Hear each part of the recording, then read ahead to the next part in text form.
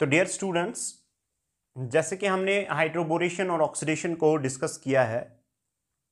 अब हम इसके जो डिफरेंट डायमेंशंस हैं उनको डिस्कस करने की कोशिश करेंगे। पहला वाला डायमेंशन है कि मैंने ऑलरेडी आपको बोला कि अगर मान लीजिए वो BH3 में चेंज करता है तो आप उस टाइम पे क्या प्रोडक्ट आपको मिल सकता है। तो यहां पे मैं आपको एक बात क्लियर करूंगा। मान लीजिए आपके पास एक अल्कीन है of the type like this, और अगर इसने इसको कंबाइन किया BD3 के साथ इन प्रेजेंस ऑफ THF,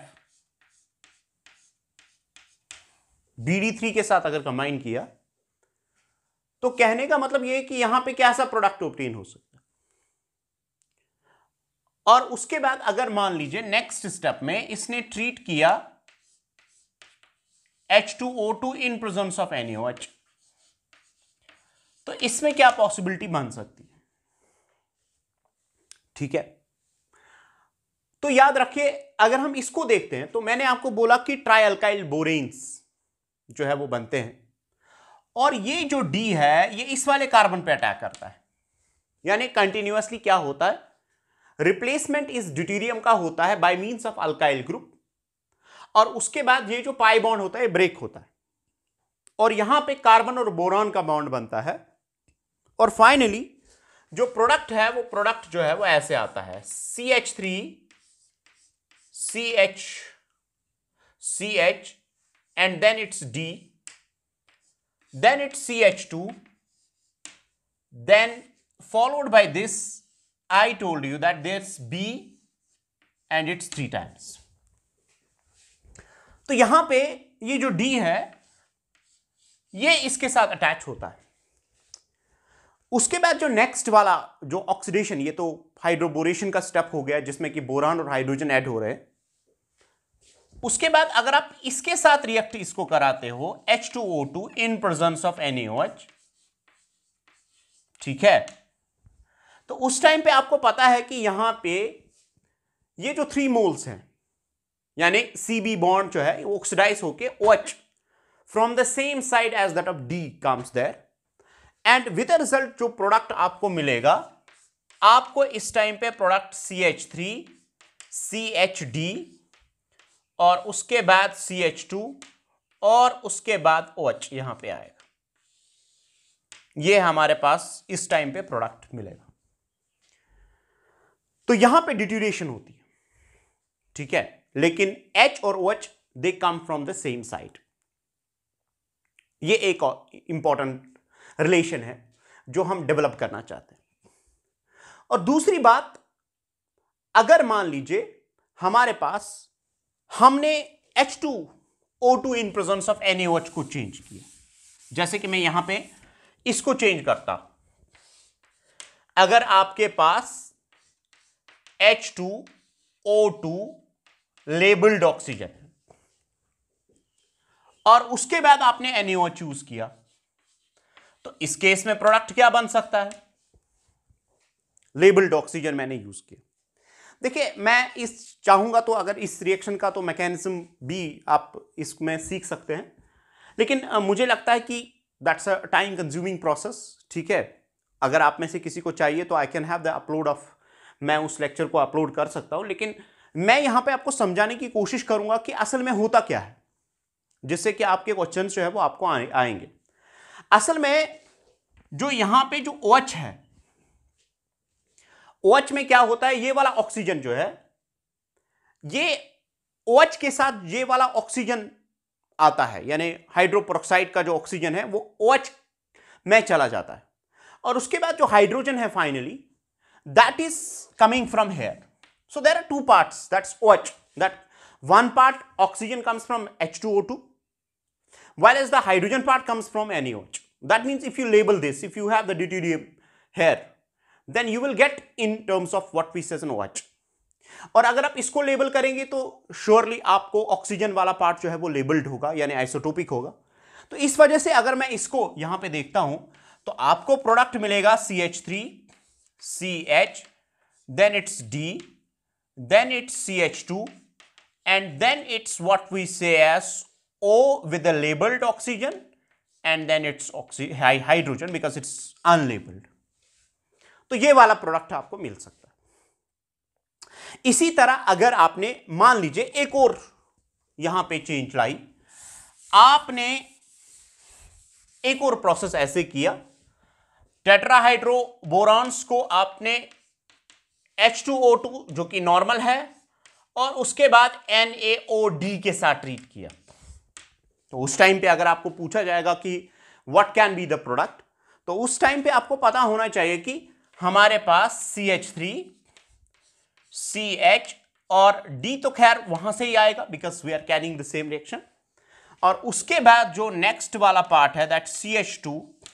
और यहां से देखिए ये अनलेबल्ड है तो इसका मतलब है ऑक्सीजन यहां पे आएगा, और उसके बाद ये वाला पार्ट जो है दैट इज OD में जो हमारे पास ड्यूटेरियम हाइड्रोजन है, तो OD यहां से आएगा और उसके बाद you will get the product like this. Is it clear? So that's what the labelling and the different important जो मैकेनिस्टिक स्टेप्स है which make us to understand that how to have the different questions through the different dimensions that can be asked on this concept. अब हम discuss करने जा रहे हैं hydroboration oxidation for what we say as alkynes. So let's have a discussion on alkynes. देखिए alkynes के case में अगर आप हाइड्रोबोरेशन ऑक्सीडेशन को देखेंगे तो हमारे पास दो तरह के अल्काइंस होते हैं। कुछ एक अल्काइंस ऐसे होते हैं जो कि टर्मिनल होते हैं, यानी जिनको लास्ट वाले कार्बन पे जहां पे डबल बॉन्ड है वहां पे हाइड्रोजन होता है, लेकिन कुछ एक अल्काइंस ऐसे भी होते हैं जिनको लास्ट वाला कार्बन जो है या जितने भी दो कार्बन्स होंगे तो वो कार्बन्स को ही अटैच्ड होते हैं, तो यानी जिनमें एक्टिव हाइड्रोजन होता है उनको हम बोलते हैं टर्मिनल अल्काइंस, और जिनमें एक्टिव हाइड्रोजन नहीं होता उनको हम बोलते हैं नॉन टर्मिनल अल्काइंस। अब मसला यहां पे ये है कि अगर आपने हाइड्रोबोरेशन ऑक्सीडेशन जो है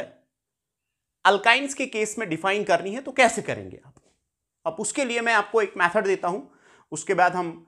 फिर से हाइड्रोबोरेशन पे आते हैं जिससे हम इसको डिफरेंट मॉलिक्यूल्स में कन्वर्ट कर सकते हैं। तो पहला मान लीजिए अगर आपके पास ये मॉलिक्यूल है CH3 C एंड H, ठीक है, अगर आपने इसको हाइड्रोबोरेट करने की कोशिश की और अगर आपने BH3 in presence of tetrahydrofuran use किया तो इस केस में आपको क्या प्रोडक्ट मिल सकता है? तो ऑलरेडी आपको पता है कि बोरॉन जो है इस वाले कार्बन को अटैच्ड होगा और उसके बाद हाइड्रोजन यहां पे आएगा, तो यहां पे आपको जो प्रोडक्ट मिलेगा,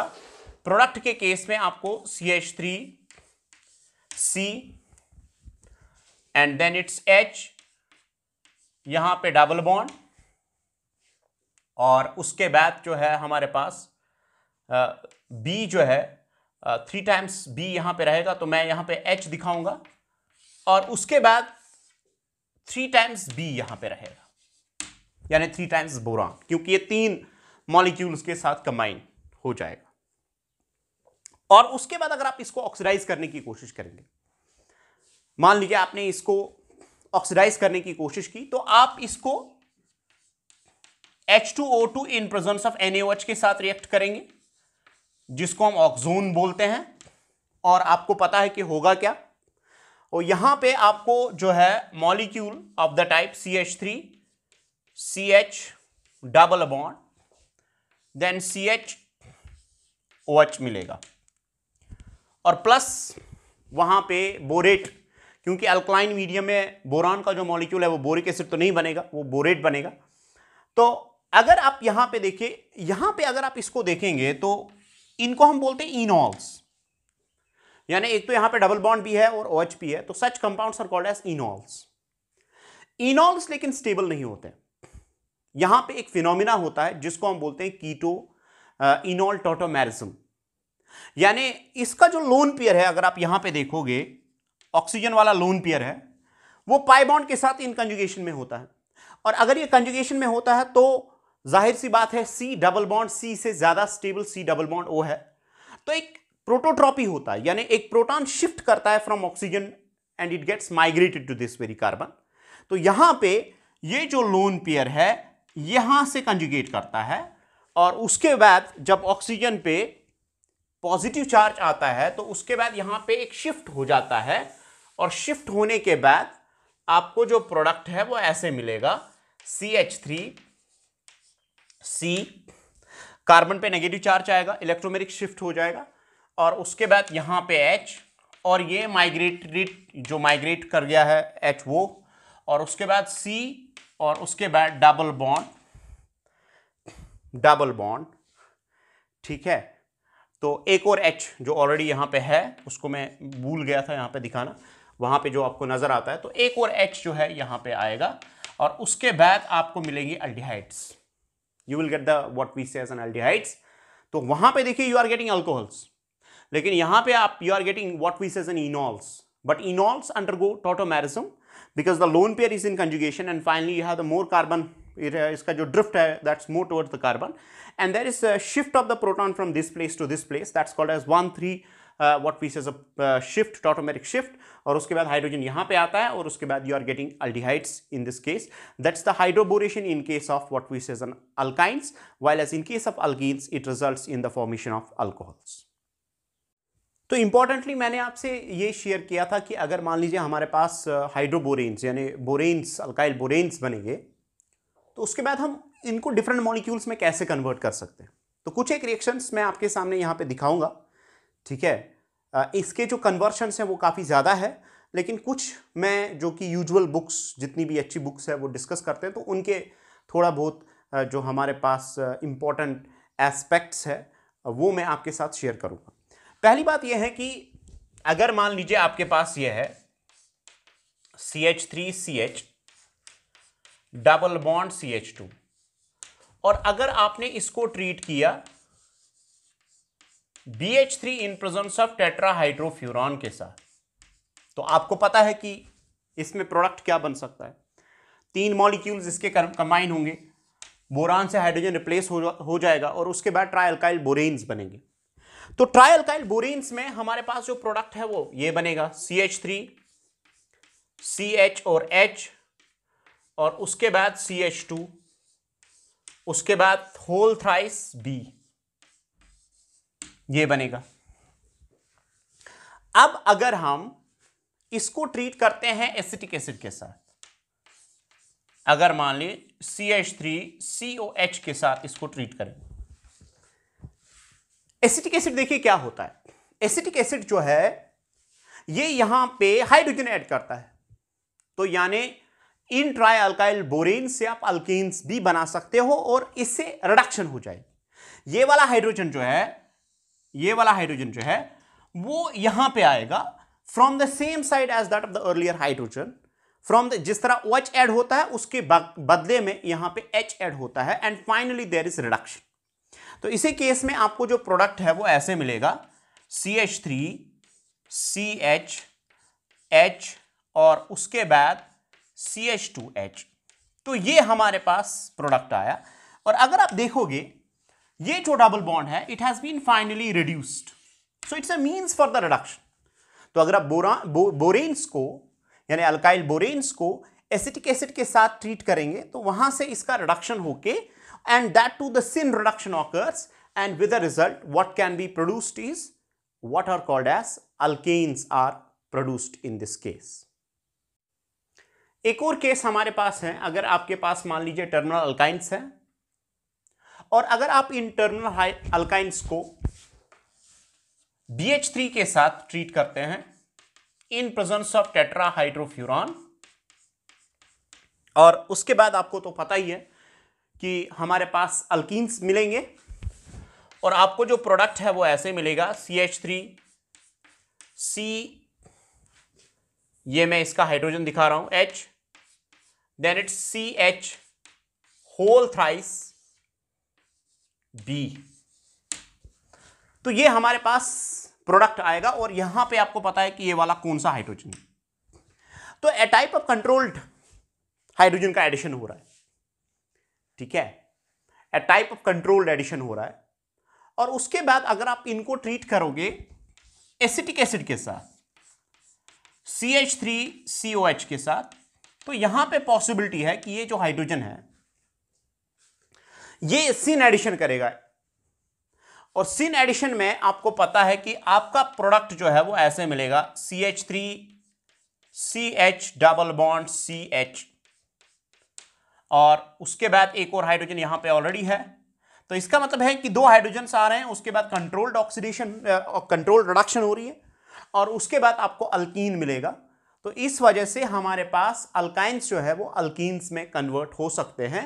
and it's a method of what is called as the reduction. This method is a type of the reduction method, and there occurs syn addition in this case of the hydrogen. इसी तरह अगर आपके पास मान लीजिए non terminal alkynes है, इनको अगर आप BH3 के साथ ट्रीट करेंगे इन प्रेजेंस ऑफ टेट्राहाइड्रोफ्यूरॉन, तो यहां पे, और उसके बाद अगर आप एसिटिक एसिड का यूज करेंगे, if you use acetic acid, तो यहां पे जो प्रोडक्ट है ऑलरेडी,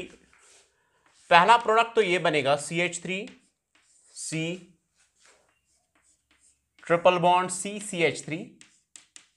और यहां पे ये पाई बॉन्ड टूटेगा, यहां पे हाइड्रोजन आएगा, होल थ्राइस B, और उसके बाद अगर आप इसको एसिटिक एसिड के साथ ट्रीट करेंगे तो ये वाला हाइड्रोजन सिन एडिशन लेके आपको अल्कीन बनेगा, और उसमें प्रोडक्ट जो है वो ऐसे बनेगा, CH3 C H, then it's double bond CH3H। तो यहां पे आप देख सकते हैं कि यहां पे जो है इसमें ज्योमेट्रिकल आइसोमर्स, ये देखिए आपको डबल बॉन्ड पे, तो इसमें ज्योमेट्रिकल आइसोमेरिज्म भी अराइज हो सकता है। तो ये हमारे पास अल्कीन्स है जो कि बन सकते हैं अगर आपके पास मान लीजिए नॉन टर्मिनल अल्काइंस पॉसिबल है, तो उसमें रिडक्शन होके ये वाला प्रोडक्ट ऑब्टेन हो सकता है।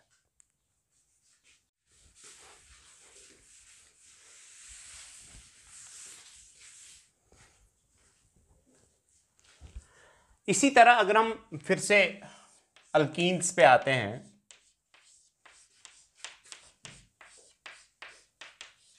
और इसको ट्रीट करते हैं BH3 के साथ इन प्रेजेंस ऑफ THF, लेकिन इस टाइम पे अगर हम रिएजेंट को चेंज करते हैं, मान लीजिए हमने AgNO3 डाल दिया, ठीक है, मैंने AgNO3 डाल दिया, तो सिल्वर नाइट्रेट के प्रेजेंस में क्या होगा, जो बोरेन्स बनेंगे उनको क्या हो सकता है इन प्रेजेंस ऑफ सिल्वर नाइट्रेट। तो यहां पे पहले आपको पता ही है कि पहले तो हाइड्रोबोरेशन होगी जिसमें कि H, और उसके बाद पाई बॉन्ड यहां पे टूटेगा CH2, then whole thrice B, और अगर आप इन मॉलिक्यूल्स को AgNO3 के साथ ट्रीट करेंगे, यानी सिल्वर नाइट्रेट यूज करेंगे, तो सिल्वर नाइट्रेट में देखा गया है a type of Wurtz reaction occurs. Wurtz reaction में आपको पता है कि आपने वहां पे देखा कि अल्काइल ग्रुप्स जो है वो आपस में कंबाइन होते हैं, यानी यहां पे रिमूवल ऑफ बोरॉन हो जाएगा, और उसके बाद जो अल्काइल पार्ट होगा, अल्काइल पार्ट जो है आपस में कंबाइन होके हायर अल्कीन बनाता है। तो इसका मतलब यह है कि हम यहां पे इनको हायर अल्कीन्स में भी कन्वर्ट कर सकते हैं। अभी देखिए हमारे पास एक तो हमारे पास अल्कोहल भी बना, उसके बाद अल्डिहाइड भी बना जब हमें कीटो इनोल टॉटोमेरिज्म का फिनोमेना हो गया, और उसके बाद हमने इनको क्या बोलते हैं, इसको हाइड्रोबोरेन्स को जब हमने ट्रीट किया एसिटिक एसिड के साथ, तो रिडक्शन फिनोमेना भी हो गया। उसमें से हमने देखा कि वहाँ पे ज्योमेट्रिकल आइसोमेरिज्म भी पॉसिबल है, तो सिन एडिशन होता है, तो उसमें बहुत सारी चीज़ें जो है वो। तो उसके बाद अगर हम इसको AgNO3 के साथ ट्रीट करते हैं, तो AgNO3 के साथ इसको ट्रीटमेंट करके आपको यहाँ पे CH3 CHH देन CH2, और उसके बाद एक नया कार्बन कार्बन बॉन्ड बनेगा, that's of the type CH3 CHH CH3। तो कहने का मतलब यह है कि ये वाला जो पार्ट है, ये वाला पार्ट जो है, ये यहां पे ऐड हो गया और नया कार्बन कार्बन बॉन्ड बन गया और उससे हमें हायर अल्केन्स ऑब्टेन हो सकते हैं या हायर अल्कीन्स ऑब्टेन हो सकते हैं, जो कि हम इसको यूज कर सकते हैं instead of Wurtz reaction. So we are getting the higher alkanes in case of बोरेन्स.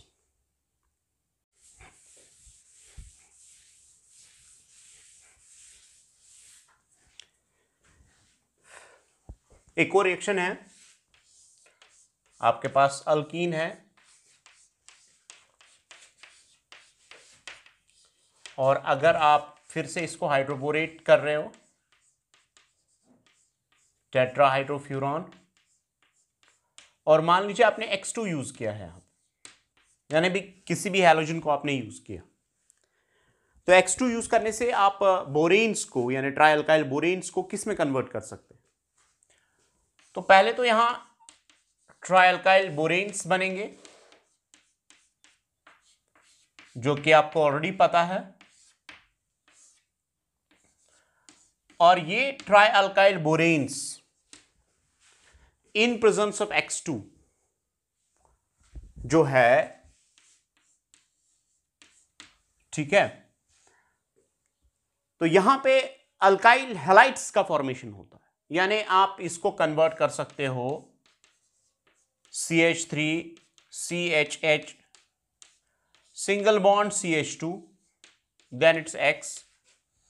and plus the resulting molecule will be BX3. इसमें बैक बॉन्डिंग का फिनोमेना और बाकी चीज होते हैं. तो हमारे पास अल्काइल हैलाइड्स बनेंगे, you will gate alkyl halides out of this. तो इसी तरह ये जो है मॉलिक्यूल, मैंने आपको बोला कि बोरेन्स को हम वेरियस कंपाउंड्स में कन्वर्ट कर सकते हैं, इसके कन्वर्शंस तो बहुत हैं, लेकिन फिलहाल के लिए मैंने आपको वो वाले कन्वर्शंस दिखाए जो कि मोस्टली बहुत सारे बुक्स पे डिस्कस्ड है, और इनके जो इंपॉर्टेंट एस्पेक्ट्स है वो हमने यहाँ पे डिस्कस किए हैं. तो अब हम जो नेक्स्ट रिएक्शन है that's called as oxymercuration demercuration, जो लास्ट रिएक्शन इसकी है, तो उसके बाद हम जो है ग्रिग्नॉट्स रिएजेंट को उठाएंगे और इस तरह से प्रिपरेशन ऑफ जो अल्कोहल्स है वो कंप्लीट हो जाएगा.